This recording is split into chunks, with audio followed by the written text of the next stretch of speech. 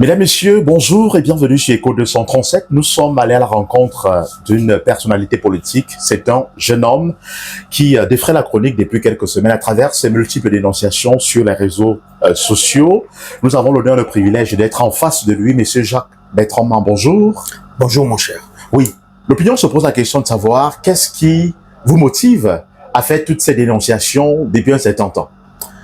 Ce qui me motive, c'est le sentiment d'être un citoyen qui vit dans un marasme généralisé. C'est le sentiment d'être un citoyen qui vit dans une inertie gouvernementale sans nul autre pareil. Ce qui me motive, c'est le sentiment d'un citoyen qui vit dans une stagnation totale par rapport à la gouvernance actuelle au Cameroun. Vous pouvez faire la remarque. Vous marchez dans les villes, tout est stagnant. Les ordures dans toutes les villes, dans tous les quartiers, les immondices. La politique est stagnante. L'économie est stagnante. Même le sport est stagnant. Et dans tous les domaines d'activité au Cameroun, actuellement, ça ne va pas. On a l'impression que le capitaine a laissé le bateau et il est parti. Pourquoi seulement maintenant? Parce que vous étiez au sein du PCRN, on vous a pas vu faire ce type de dénonciation. Pourquoi seulement maintenant? Il n'est jamais trop tard. Vous avez évoqué mon appartenance passée à ce parti politique-là où j'ai été déçu par le leader. J'ai été déçu parce que je me suis engagé à ses côtés, parce que je m'attendais à ce que nous puissions renverser la donne. Je m'attendais à ce que nous puissions arriver jusqu'à l'alternative crédible pour les Camerounais. Je me suis rendu compte qu'il a été un pion du système. Il est un pion du système, un affidé du régime. Donc, je ne vais pas m'attarder là-dessus. Je décide, donc, après avoir fait le constat de ce marasme-là, et ne donner pas l'impression que je ne parle pas depuis. Même étant dans cette formation politique, je faisais des sorties. Mais pas autant qu'aujourd'hui quand même, non? Oui, peut-être j'ai une plus grande liberté d'action aujourd'hui. Parce qu'il faut savoir que... Parce que vous êtes libre de dire ce que vous pensez. Oui. C'est vrai que vous êtes toujours sous la coupole, sous la coupole du parti politique. Oui, je suis sous la coupole de l'UPP, de Armand Gakecha. Oui, le là parti où j'ai Camerounais uni. Le parti du peuple uni, je pense. Oui. J'ai plus de responsabilités dans ce parti-là aujourd'hui qu'il faille que je suis obligé de me mettre en exergue. Au PCRN, malgré le fait qu'en off, j'avais un rôle stratégique, mais je n'avais pas la possibilité de faire un certain nombre de choses parce que j'étais sous la coupole de la discipline du parti. Mais maintenant, j'ai des responsabilités à l'UPP qui m'imposent de me lever et de faire un certain nombre de choses. Et mes actions ne sont pas des actions purement politiques. Les actions que je pose sont des actions citoyennes. Parce que le citoyen au Cameroun, j'ai l'impression qu'il ne pense plus. J'ai l'impression qu'il pense qu'il n'a pas de droits. J'ai l'impression que la réputation dans laquelle nous vivons, la tyrannie dans laquelle nous vivons au Cameroun, la dictature qui nous est imposée par le régime rapide, par le régime totalitariste de M. Biya, fait en sorte que nous, Camerounais, nous pensons que nous n'avons pas le droit de dire non. Et c'est pas un peu trop dur quand vous traitez ce régime-là de régime dictatorial vous connaissez combien de vos collègues sont en prison? Est-ce que vous connaissez? Vous pouvez me dire pourquoi Bobby Nissak est en prison? Vous pouvez me dire pourquoi Alain Fogué est en prison? Vous pouvez me dire pourquoi le professeur Kamto a séjourné en prison au Cameroun? Vous pouvez me dire pourquoi est-ce que Anissé Kane est sous pied aujourd'hui? Vous pouvez me dire pourquoi Martinez Zogo a été zigouillé? Vous pouvez me dire pourquoi Monseigneur Bala a été assassiné? Vous pouvez me dire pourquoi est-ce que tous les combattants de la liberté au Cameroun sont emprisonnés, embastillés? Pourquoi est-ce que nous sommes dans quoi? Nous sommes dans une dictature, monsieur. Et je n'ai pas peur de le dire, je l'assume. Monsieur Biya Paul, non seulement il ne tient plus les leviers du pouvoir au Cameroun, mais il nous impose, son clan et son système nous imposent une dictature reptilienne. Mais monsieur Jacques Bertrand, est-ce que vous n'avez pas peur? Vous avez cité quelques noms justement qui aujourd'hui se trouvent là où on connaît. Certains sont passés de vie à trépas, d'autres sont encore embastillés justement dans les cellules. Et ce sont des personnes qui ont aussi dénoncé la mauvaise gouvernance pour des raisons politiques, sont retrouvées en prison. Est-ce que vous n'avez pas peur de votre vie? Vous me dites peut-être demain, je peux disparaître, comme certains. Cher monsieur. Avant vous, oui. Cher monsieur, la peur, l'hésitation, les lamentations et le désespoir, ce sont les armes du diable. Et ça ne m'anime pas. Ça ne fait pas partie de mon ADN. Je n'ai pas peur de la dictature de M. Biya. Je n'ai pas peur du système de gouvernance actuel, simplement parce que moi, je suis allé en prison très jeune. Le système de gouvernance de M. Biya m'a envoyé en prison, j'avais moins de 20 ans. J'ai fait 12 jours à Newbel, simplement parce que j'ai refusé de me plier aux exigences sexuelles bizarres des personnes qui tiennent les leviers du système de gouvernance de M. Biya. J'ai refusé d'appartenir à des loges bizarres à l'université. Cela m'a valu 2 semaines de prison à la prison centrale de Newbel. Donc, je ne suis plus au niveau de craindre pour moi, pour ma vie. Parce que je me dis que quand on s'engage en politique, c'est aussi du sacerdoce. Alors moi, je suis un homme politique, un vrai. Et je vais vous dire que ce n'est pas tous les Camerounais qui sont des roublards. Dans la politique au Cameroun, il y a des roublards. Moi, je ne suis pas un roublard. Quel est le regard justement que le public porte sur l'action que vous menez? C'est-à-dire, quand vous êtes par exemple dans la rue, vous sortez de votre bureau, vous vous retrouvez devant la poubelle, vous dénoncez. C'est vrai quand même qu'on a vu, il y a des avancées, hein. Vous avez fait des dénonciations et on a vu que certains tas d'immondices là qui jongeaient de part et d'autre ont disparu. C'est-à-dire, on a nettoyé le coin. Ça prouve quand même que vous êtes suivi. Ça prouve que non seulement je suis suivi et écouté. Déjà d'abord, je tiens à remercier le public, les populations camerounaises, parce qu'il faut savoir, les gens encouragent l'action, mais tout le monde ne peut pas avoir le courage de se placer devant une caméra et de dire ce que je peux dire. Tout à fait. Simplement parce que on nous a installé un système de terreur. On a par exemple un ministre de l'administration territoriale qui se fait appeler Moulinex. Ça veut dire que dans le contexte camerounais, si vous essayez de broncher, on va vous broyer. Il faut donc avoir des gens qui ont des âmes qui sont au-dessus de ce genre de choses. Nous avons des âmes qui sont au-dessus de la terreur, au-dessus des menaces, parce qu'on a subi ça. Vous savez, j'ai été renvoyé des universités d'État au Cameroun par M. Jacques Famendongo, ministre d'État, secrétaire général. Non, ministre d'État, grand chancelier des ordres académiques. J'ai été renvoyé de toutes les universités d'État simplement parce que j'ai osé dire non à ce système. Et donc, j'ai subi un certain nombre d'injustices qui ont forgé mon moral. J'ai un moral forgé. Je suis prêt à cette étape, à cette bataille de la révolution, mais de la révolution tranquille. Je vous annonce que moi, je vais mener au Cameroun une révolution pour renverser le système de gouvernance de M. Biya, mais une révolution tranquille. Pas une révolution armée, mais une révolution des mentalités. Une révolution dans laquelle les Camerounais sauront désormais quels sont leurs droits, quels sont leurs devoirs, quelles sont les responsabilités qui sont les leurs, quel est le pouvoir qu'ils ont, quelle est la force qu'ils ont pour mener les combats citoyens, comme celui des ordures. Oui. Parce qu'après les ordures, nous mènerons d'autres combats. Nous mènerons le combat de la corruption. J'ai commencé aujourd'hui avec un scandale à l'université de Douala où des diplômes sont tripatouillés, où il y a un scandale de certification de diplômes entretenu par le recteur de l'université de Douala, Maglo Ndoa, par M. S'il vous plaît, quand vous citez les noms, je vous en prie, en citant les noms, là, ça nous expose aussi. Et j'espère que vous avez, en citant, vous avez des preuves de ce que vous avancez, parce que nous ne sommes pas responsables. Même dans cette interview, vous voulez être frileux. C'est moi qui parle. Non, c'est pas de la frilosité à notre niveau. Vous savez, les médias également. Mais j'ai des preuves. Écoutez. Oui, allez-y. Écoutez. Oui. Si vous allez sur ma page, Jacques Begrama officiel, ce matin. On a suivi votre page, justement. J'ai suivi. Quand vous annonciez, justement, la publication de ces documents-là. Je pense hier. Oui.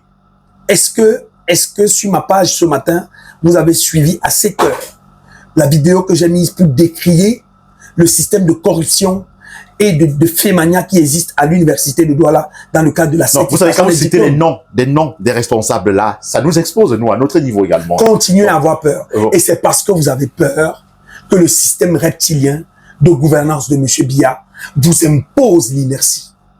Moi, j'ai pas peur. Il y a peut-être atteint le niveau où peut-être ils me tueront ces jours-ci, mais moi, j'ai pas peur. Non, on ne le souhaite pas. Ça, on ne va pas en arriver là. Mais puisque vous savez au moins ce que j'ai des procédures. Je sais, on y revient justement sur votre convocation à la PJ, mais parlons justement des personnes, c'est-à-dire le regard que l'opinion porte sur le combat que vous menez. D'ailleurs, dans notre pays, vous aurez déjà été reçu par les autorités, hein, c'est-à-dire qui vous encouragerait justement dans ce que vous faites, parce que c'est une action qui accompagne justement la bonne gouvernance, ce que vous faites. Bon, malheureusement, au Cameroun, il y a une seule personne, oui, de toutes les dénonciations que j'ai faites, il y a une seule personne qui a pris son téléphone. Il m'a appelé. Oui. Le directeur général de Kamwata, Monsieur Blaise Moussa, le jeune Blaise Moussa. Tout à fait. Après que j'ai dénoncé que le fait que des femmes et des enfants se ravitaillaient en eau dans un trou on vous a à Brazzaville, au lieu indiqué, oui, à une heure, en question, oui. à une heure dont je n'attendais pas, j'ai reçu l'appel du directeur général de Kamwata, qui m'a dit de manière fraternelle qu'il y avait des informations qui ne remontaient pas forcément à un certain niveau de décision. Lui, et moi je le prends en exemple, hein, pour dire que je ne suis pas un va-t-en-guerre, je suis quelqu'un qui cherche l'amélioration des conditions de vie des citoyens. Lui, le directeur général du Kamwata, moi j'ai pris l'engagement de le soutenir dans la démarche de vulgarisation des activités qu'il mène dans le cadre de rapprocher l'eau potable aux populations. Et je dis aux Camerounais que c'est pas tout qui est mal fait. C'est pas tout le monde qui est mauvais. Mais simplement, sachons identifier ce qui est mauvais. Sachons apporter ce qui est bon. Sachons proposer. Sachons reconnaître que nous avons fauté.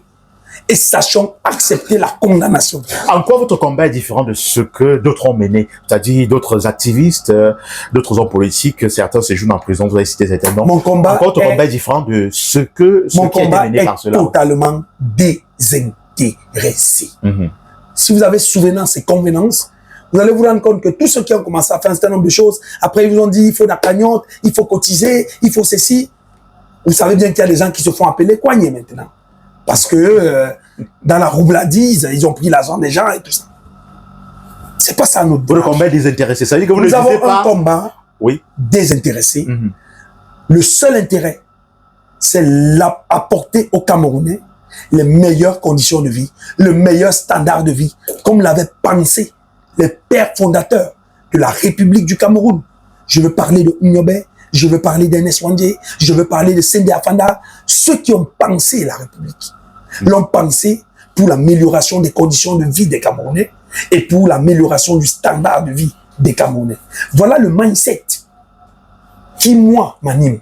Voilà le mindset qui, moi, m'intéresse. Vous n'avez pas les ambitions, peut-être, d'accéder à un poste, peut-être de maire, de député, à l'élection? Je suis candidat à l'élection législative pour le compte de Vouri Sud, à Douala 2e. Mais c'est une candidature que je porte, non pas pour me faire de l'argent, parce que vous êtes dans mon bureau, vous voyez mes employés, justement. Vous voyez bien que je ne suis pas un affamé. Tout à fait, tout à fait. Et que le salaire d'un député, je l'ai en une semaine.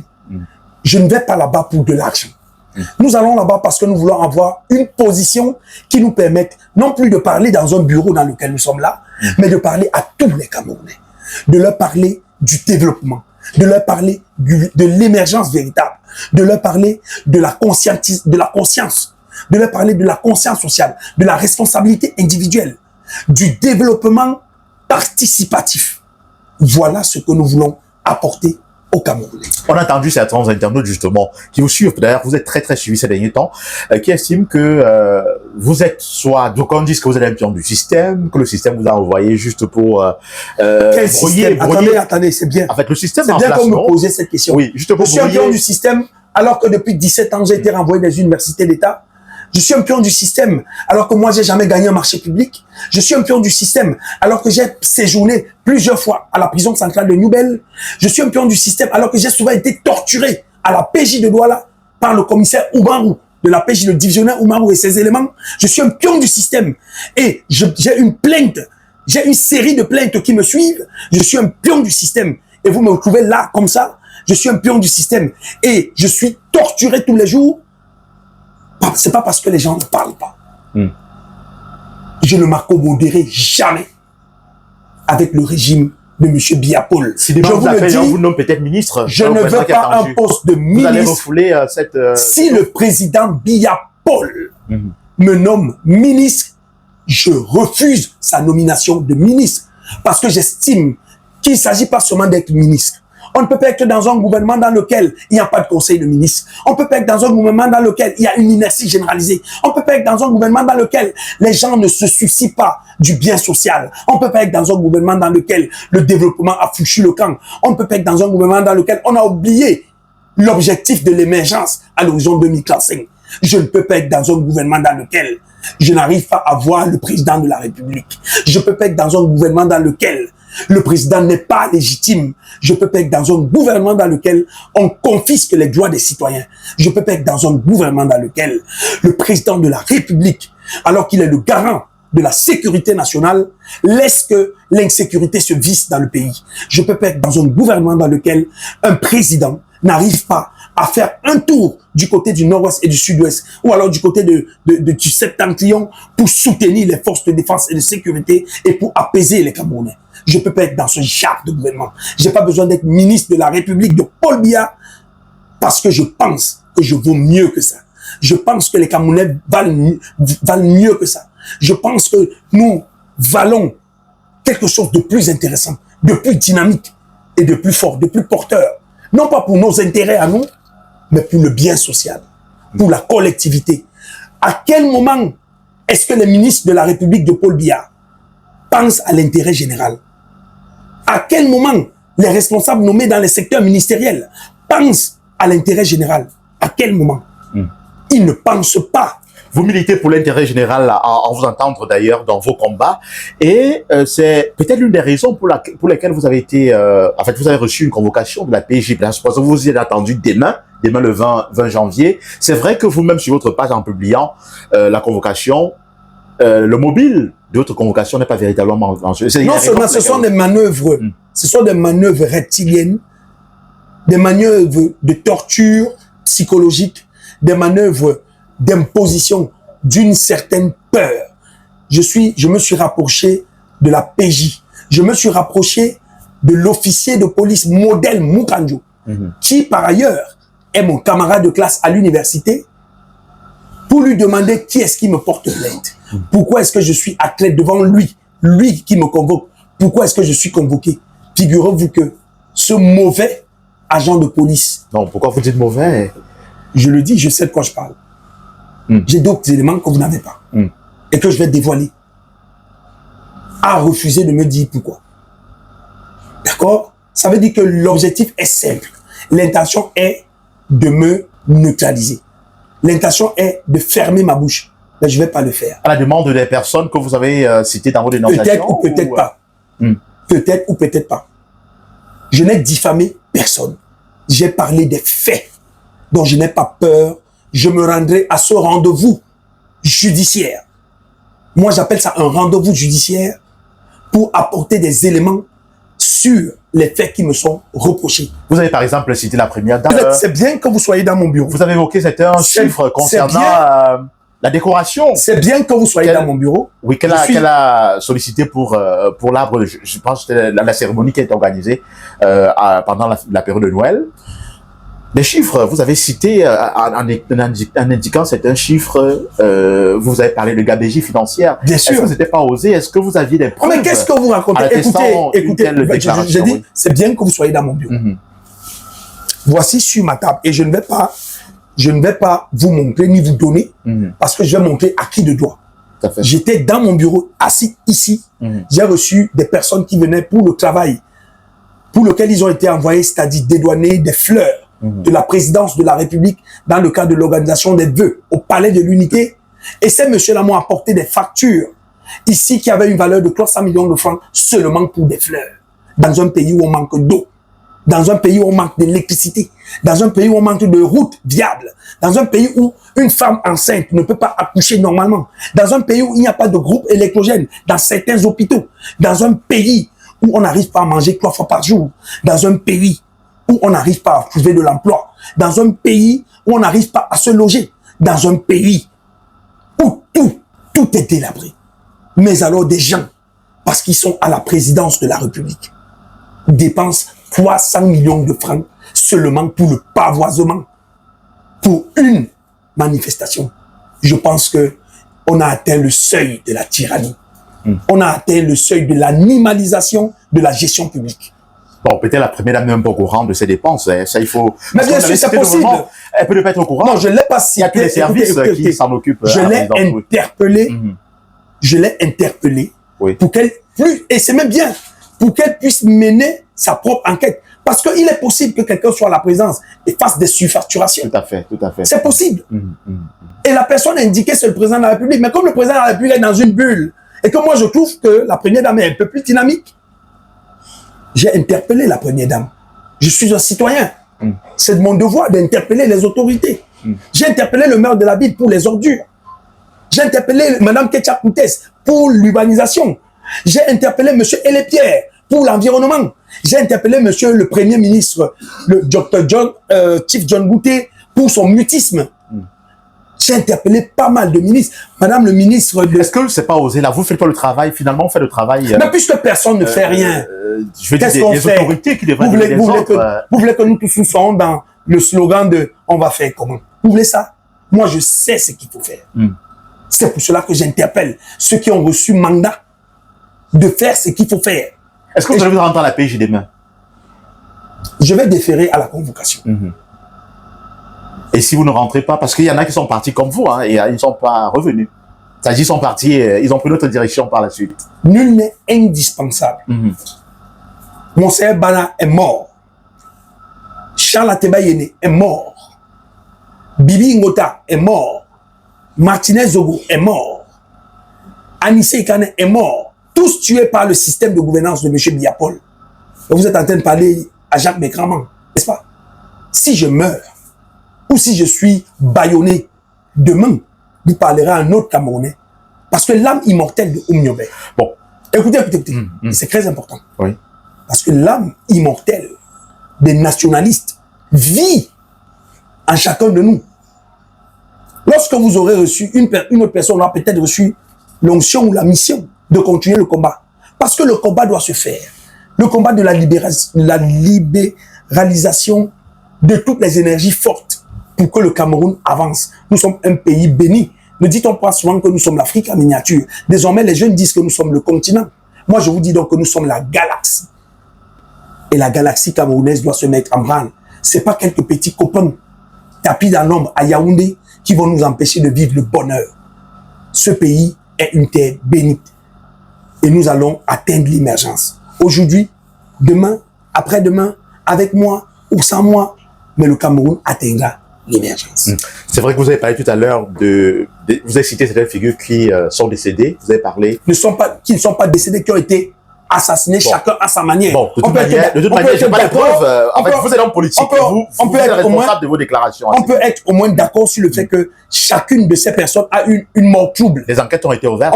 C'est vrai qu'on n'a pas abouti au résultat. Depuis combien d'années? On est donc d'accord, vous et moi, nous sommes d'accord que dans chacune de ces morts, il y a eu un jeu trouble et une enquête a été ouverte. Nous limitons au niveau des faits hein, qui sont présentés par les autorités. Mais les faits, c'est qu'ils sont morts. On va pas au-delà de ça. Les faits, c'est qu'ils sont morts. Comme on ne sait pas réellement pourquoi est-ce qu'ils sont morts, des enquêtes ont été ouvertes. On attend donc le résultat des enquêtes. C'est la preuve que des morts ont été des morts suspectes. Bon, faux. Bon, je n'en sais rien pour l'instant.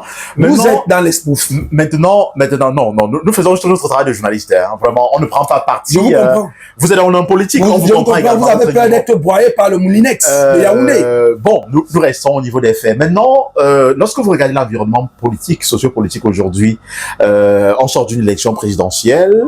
Vous êtes sorti de là étant dans l'ancien parti, vous avez dénoncé un certain nombre de choses. Aujourd'hui, plusieurs, je vais dire, observateurs de la scène appellent les Camerounais à se préparer aux municipales et législatives. Vous serez d'ailleurs candidat, vous l'aviez dit tout à l'heure. Comment vous entrevoyez justement ces élections municipales? Il y a, par exemple, l'ancien, je vais dire, le président du PCRN, non, ces élections, du FSNC, pardon, oui. Issa Chiroma Bakary, qui appelle les militants de son parti à ne pas participer à cette élection-là. Le professeur Maurice Kamto, qui revient au devant de la scène pratiquement, peut-être sera présent. Comment vous entrevoyez justement la Chacun est libre. Oui. Chacun est libre d'adopter la stratégie qui est la sienne. Tout à fait, oui. Et je respecte les positions de tout un chacun. Mais moi, je dis, moi, nous disons que la politique de la chaise vide n'a jamais payé. Il est question d'aller titiller ces gens. Il est question d'aller leur chercher dans leur dernier retranchement. Imaginez que nous étions pas levés pour les poubelles. La ville de Douala serait encore dans les immondices. Vrai ou faux? Vrai. Ça veut dire qu'il faut faire quelque chose. Il faut sortir. Il faut se lever. Il faut agir. Mais tout le monde n'a pas votre courage, non? Nous sommes dans la sensibilisation. Nous sommes en train de maturer les consciences des Camerounais. Les gens n'ont peut-être pas le courage aujourd'hui. Ils l'auront peut-être demain. Qu'est-ce que vous savez de ce que demain sera fait? Nous travaillons là-dessus. Et c'est une mission qui n'est pas facile. Il faut conscientiser les Camerounais. Il faut leur redonner confiance en eux-mêmes. Les Camerounais ont perdu confiance en eux-mêmes. Il faut leur redonner l'envie de rêver, l'envie de croire, l'espoir. Et nous donnons cette mission. À la sortie justement de la dernière élection présidentielle, c'est acteurs politiques qui ont été déçus par les résultats justement publiés par le Conseil constitutionnel et qui espéraient plutôt voir une grande opposition apporter cette élection. Là, ils estiment que il y a un découragement, permettez s'il vous plaît, qu'il y ait un découragement au sein de la population qui n'y croit plus du tout justement aux institutions en charge d'organiser les élections. Ça, c'est une bonne question que vous me posez. Et ça me donne l'opportunité de m'adresser aux Camerounais de manière sincère. Tout à fait. Il est vrai que l'élection présidentielle de 2025 a connu la victoire d'un candidat que je connais, qui est le professeur, qui est le président Issa Tiroma Bakari. J'assume mes propos. Il est vrai que le Conseil constitutionnel a décidé de donner cette victoire à M. Biapol. Il est vrai que dans cette logique-là, on pourrait être démobilisé. Mais je dis aux Camerounais, levons-nous. Ils sont quelques-uns. Ils sont à peine 200 ou 300, ceux qui tiennent les rênes au Cameroun. Ils ne peuvent pas faire ça à 30 millions de Camerounais. Ils ne peuvent pas nous faire ça. Levons-nous pour la révolution tranquille. Levons-nous pour la révolution sans les armes. Levons-nous pour la révolution des mentalités, pour que nous comprenions que c'est nous qui avons le pouvoir. Et nous pouvons le récupérer entre les mains de ces imposteurs. Mais votre message à l'endroit des compatriotes peut être interprété comme une insurrection, l'appel à l'insurrection. Mais je parle d'une révolution tranquille. Je parle d'une révolution des mentalités. Pas de marche. Je parle d'une révolution de la pensée. Je parle d'une prise de conscience. Je ne dis pas aux gens qu'on va leur donner des armes pour qu'ils tirent sur les gens. Ou alors tu vous demandez aux gens de sortir marcher. S'il vous plaît, laissez-moi ça. La marche est reconnue par la Constitution. D'accord? Le droit de grève est reconnu par la Constitution. Ce n'est pas un crime que de dire aux gens qu'il est possible de marcher. Et je suis même en train de vous dire que c'est peut-être vers où est-ce que nous allons. D'accord? Mais c'est pas ça. La démarche, elle est plus subtile. La démarche, elle est celle qui vise à éveiller les consciences.